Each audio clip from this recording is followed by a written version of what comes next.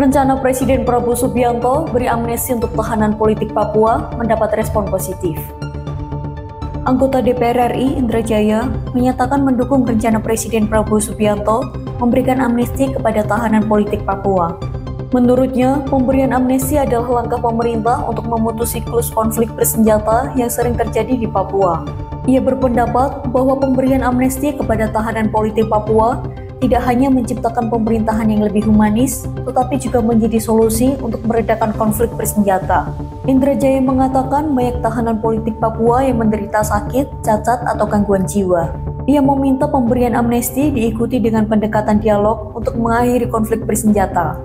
Indra Jaya menegaskan amnesti harus diiringi dengan dialog, rekonsiliasi, kesejahteraan, keadilan, dan keamanan.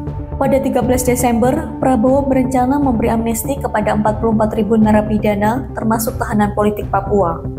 Menteri Hukum Supratman Andi Aktas menjelaskan, amnesti diberikan untuk tindak pidana ITE penghinaan terhadap kepala negara, serta kepada narapidana yang menderita penyakit kronis, gangguan jiwa, atau HIV/AIDS yang membutuhkan perawatan khusus.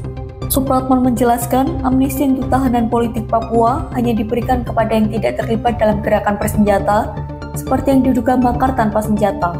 OPM dan pelaku kriminal bersenjata tidak mendapat amnesti. Juru bicara TPNPB OPM, Sedi Sampong, mengatakan pemberian amnesti adalah hak Prabowo sebagai presiden.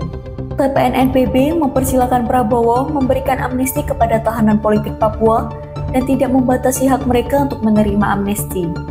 Sampong menegaskan milisi TPNPB yang masih berjuang tidak akan menerima amnesti karena tekad mereka untuk terus memperjuangkan kemerdekaan Papua.